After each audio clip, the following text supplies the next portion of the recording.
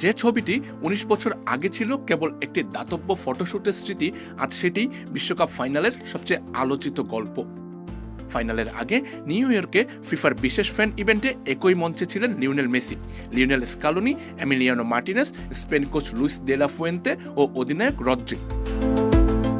বিশ্বের বিভিন্ন ক্রীড়া তারকাদের উপস্থিতিতে জমে ওঠা অনুষ্ঠানের মূল আকর্ষণ ছিলেন মেসি।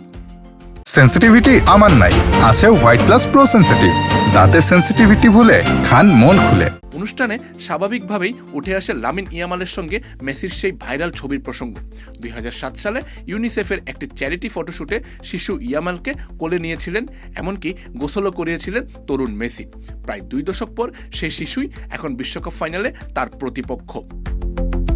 মেসি বলেন, ছবিটা তোলা হয়েছিল যখন সে একেবারে শিশু ছিল, আর আজ বিশ্বকাপের ফাইনালে তার বিপক্ষে খেলতে যাচ্ছি। সত্যিই এটা অবিশ্বাস্য, জীবনের এক অসাধারণ ঘটনা।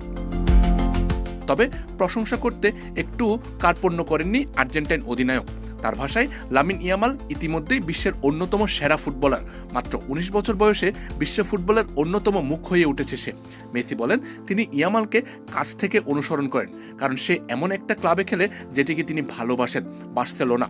ভবিষ্যতের জন্য ইয়ামালের প্রতি শুভকামনাও জানান তিনি। তবে সঙ্গে এটাও মনে করিয়ে দেন, ফাইনালে আর্জেন্টিনার সর্বোচ্চটা দেবে, যাতে ইতিহাসটা এবার স্পেনের না হয়। বিশ্বকাপের চাপ নিয়েও কথা বলেন মেসি। তিনি বলেন, আমি ছোটবেলা থেকেই শিখেছি ফুটবল জয়ের চেয়ে হারই বেশি আসে। সেই হারই আমাকে আরও শক্ত করেছে। তাই ফাইনালের চাপকে আমি ভয় হিসেবে দেখি না, বরং আরেকটি বড় চ্যালেঞ্জ হিসেবে দেখি। অন্যদিকে স্কালোনিও অনুষ্ঠানে নিজের স্বভাবসুলভ রসিকতা দেখান। স্পেন কোচ লুইস দে লা ফুয়েন্তের সঙ্গে দীর্ঘদিন পর দেখা হওয়ার কথা জানিয়ে তিনি বলেন, মূলত তার সঙ্গে দেখা করার জন্যই এই অনুষ্ঠানে এসেছি। পরে দুজনের মধ্যে বন্ধুত্বপূর্ণ কথাবার্তাও হয়েছে। স্কালোনি আরও বলেন, ফাইনালে ওঠার পেছনে কৃতিত্ব পুরো দলের। তার মতে, এই দলটি সবসময় একে অপরের জন্য লড়ে। আমরা এখান পর্যন্ত এসেছি দল হিসেবে, আর শেষ ম্যাচেও সেটাই করতে চাই। দিবু মার্টিনেজও ছিলেন অনুষ্ঠানের অন্যতম আকর্ষণ। সমর্থকদের সঙ্গে ছবি তোলা, অটোগ্রাফ দেওয়া এবং সতীর্থদের সঙ্গে হাস্যোজ্জ্বল মুহূর্ত ভাগ করে নিতে দেখা যায় বিশ্বকাপ জয়ী এই গোলরক্ষককে। পুরো আর্জেন্টিনা শিবিরে ছিল আত্মবিশ্বাসী কিন্তু সংযত এক পরিবেশ। ফাইনালের আগে এই ফ্যান ইভেন্ট তাই শুধু একটি আনুষ্ঠানিকতা ছিল না, এক মঞ্চে ছিল অতীত, বর্তমান আর ভবিষ্যৎ।